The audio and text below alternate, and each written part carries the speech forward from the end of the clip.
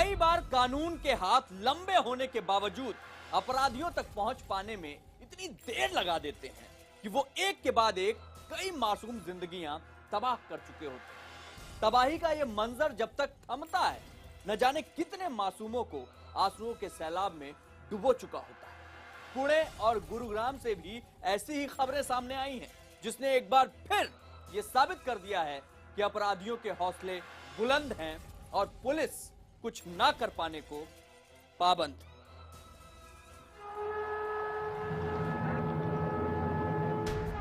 चुनाव तो सिर्फ 5 राज्यों में हो रहे हैं, लेकिन माहौल पूरे मुल्क का बना हुआ है। पार्टी किसी की भी हो, बोली कैसी भी हो और सूबा कोई भी, लेकिन हर जगह एक ही तरह के स्वर सुनाई दे रहे हैं और वो आवाज है हिफाजत की, महिलाओं को सुरक्षा देने की। लेकिन चुनाव के धूम धड़ाके से निकलकर जरा इन चंद हकीकत पर नजर दौड़ाइए, आपको अंदाजा भी हो जाएगा कि वाकई हिंदुस्तान में इस वक्त कैसी हवा बह रही है। इस बात को समझते देर नहीं लगेगी कि हकीकत और अफसाने में कितना फर्क है।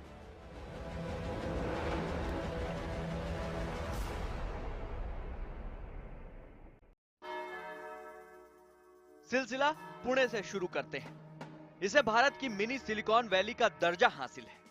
इन्फोसिस, वो ना जिसे अब शायद हिंदुस्तान के भीतर किसी तारुफ की जरूरत नहीं, लेकिन इन्फोसिस की बिल्डिंग के नीले कांच को तोड़कर जो काली खबर जमाने के सामने आई, उसने पूरे मुल्क में हड़कंप मचा दिया। क्योंकि इस खबर का ताल्लुक हर उस घर से हो सकता है जिस घर में बेटियां हैं और बेटियां पढ़ लिख कर कुछ काबिल बनने के रास्ते पर निकल रही हैं।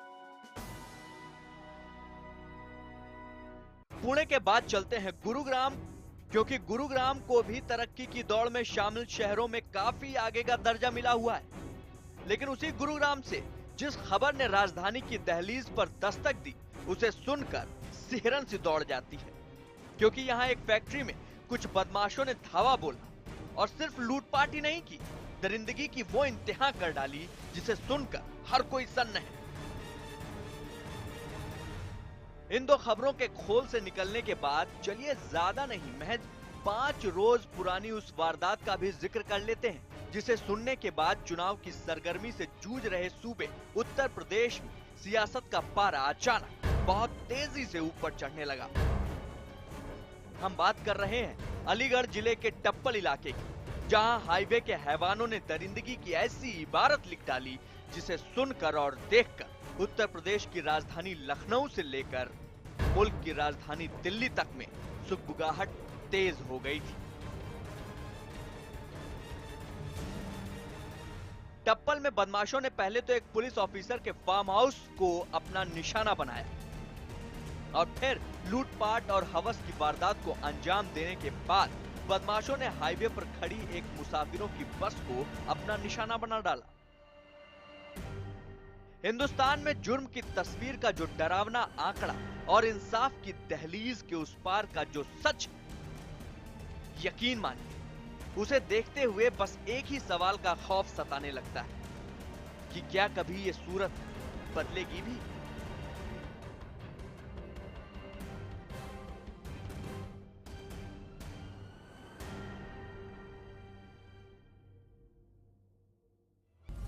भरोसा एक ऐसा शब्द जिसके भरोसे मां अपने बच्चों को किसी के पास छोड़ती है, एक पिता अपनी लाडली का ब्याह करता है। भरोसा है तभी तो लोग दुनिया के कोने कोने में नौकरियां करने जा पाते हैं। उस कंपनी का नाम भी इतना ही भरोसेमंद है कि वहां पहुंचने के बाद सैलरी, सुरक्षा जैसी बातें बचकानी लगने लगती हैं। अरे उस कंपनी में है तब तो सब ठीक ही होगा, लेकिन उस 24 साल की लड़की के लिए वहां कुछ भी ठीक नहीं था। बेहद सुरक्षित उस ऑफिस की 9वीं मंजिल पर मौत कब उसके सामने खड़ी हो गई, उसे कानो कान खबर तक नहीं हुई। हम बात कर रहे हैं पुणे के इन्फोसिस ऑफिस में हुए एक सनसनीखेज मर्डर की।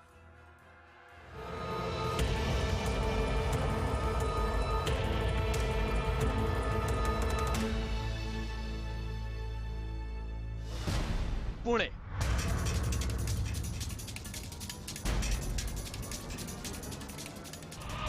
हिंदुस्तान का एक ऐसा फलता फूलता शहर जिसके बारे में आम राय यही है कि यहाँ युवा पीढ़ी बेधड़क बेखौफ अपने करियर के सपनों का सतरंगी संसार बुनती है।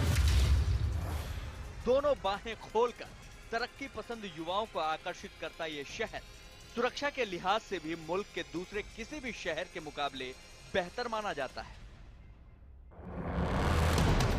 लेकिन कांच की इस खूबसूरत बलखाती इमारत के अंदर से एक ऐसी खबर बाहर आई है जिसने इस शहर और इस ऑफिस की साख पर पट्टा लगा दिया। लोगों को ये सोचने पर मजबूर कर दिया है कि क्या वाकई यहाँ पर सब शांति शांति है। पुणे के हिंजवाड़ी आईटी पार्क में मौजूद इस बिल्डिंग में देश की नामी आईटी कंपनियों में से एक इंफोसिस का ऑफिस है। उस दिन बिल्डिंग के इसी गेट से 24 साल की वो लड़की रसीला राजू अंदर गई थी, लेकिन तमाम सुरक्षा एहतियातों के बावजूद वो बाहर नहीं आई। बाहर आई उसकी मौत की खबर, एक ऐसी खबर जिसने पूरे शहर को सन्न करके रख दिया। आईटी पार्क के गोद में बसी तमाम कंपनियों में काम करने वाले लोगों की रगों में सिहरन दौड़ गई। किसी को इस खबर पर यकीन ही नहीं हो रहा था कि वाकई टेक्नोलॉजी के इस दौर में दुनिया को सिक्योरिटी के तमाम रास्ते बताने वाली इन कंपनियों के कांच के दीवार के पीछे खुद उसके मुलाजिम सुरक्षित नहीं है, और वो भी उन लोगों के हाथों जिनके हाथों में इतनी बड़ी कंपनी ने हिफाजत का बंदोबस्त दे रखा है। लेकिन खबर सच थी।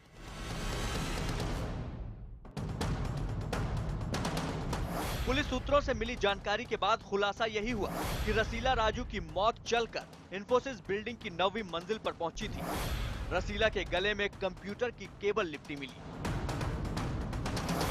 वो रविवार का दिन था, लेकिन छुट्टी होने के बावजूद रसीला राजू काम के सिलसिले में दोपहर करीब 2:30 बजे ऑफिस पहुंची। कुछ देर उसने अपने बेंगलुरु की एक सहयोगी से ऑनलाइन बातें भी की। उसी दौरान उसकी नजर एक शख्स पर पड़ी जो काफी देर से उसे बुरी नजरों से देख रहा था।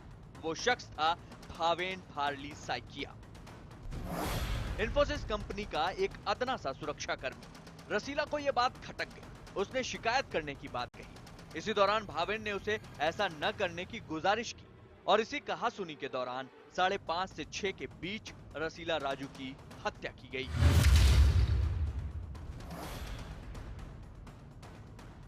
दरअसल बात बस इतनी ही नहीं थी।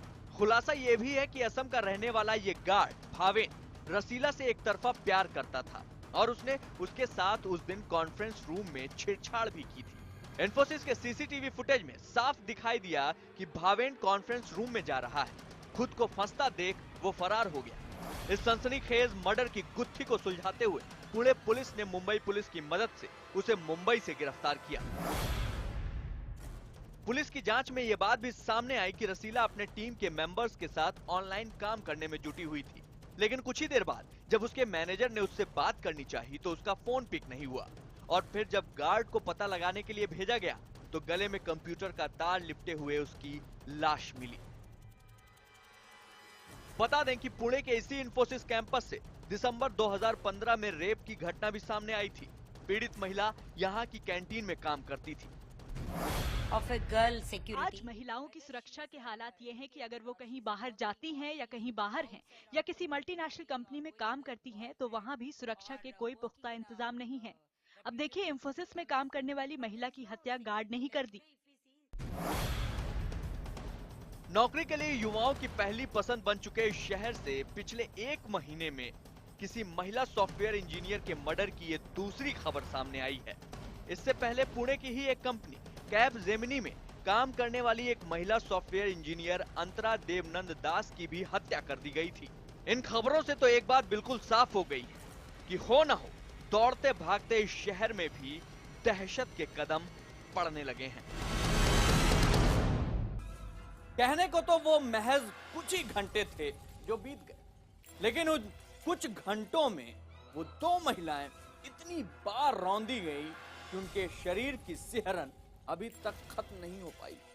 उनके पतियों को अब जिंदगी से बेहतर मौत नजर आ रही। मामला है गुरुग्राम का, जहां एक बार फिर शातिर बदमाशों ने लूटपाट के साथ 2 महिलाओं से घंटों रेप किया। पुलिस तफ्तीश में जुटी है, लेकिन अभी तक उसके हाथ खाली।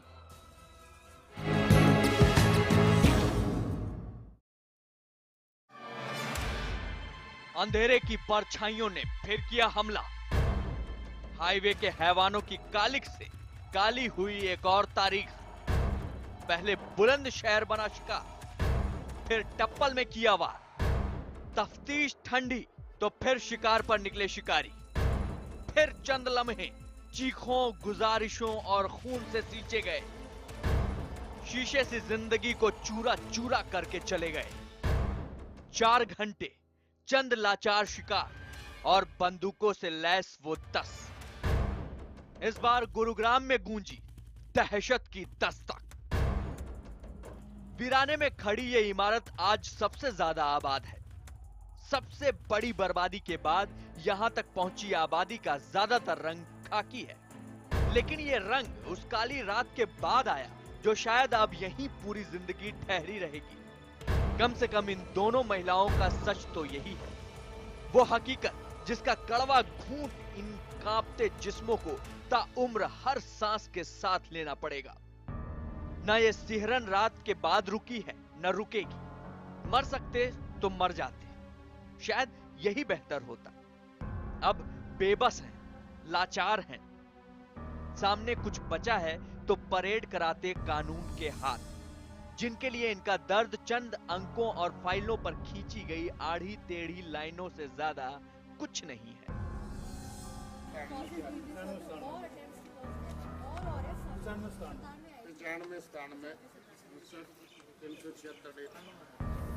कुछ सुना आपने? नहीं सुना तो फिर से सुने।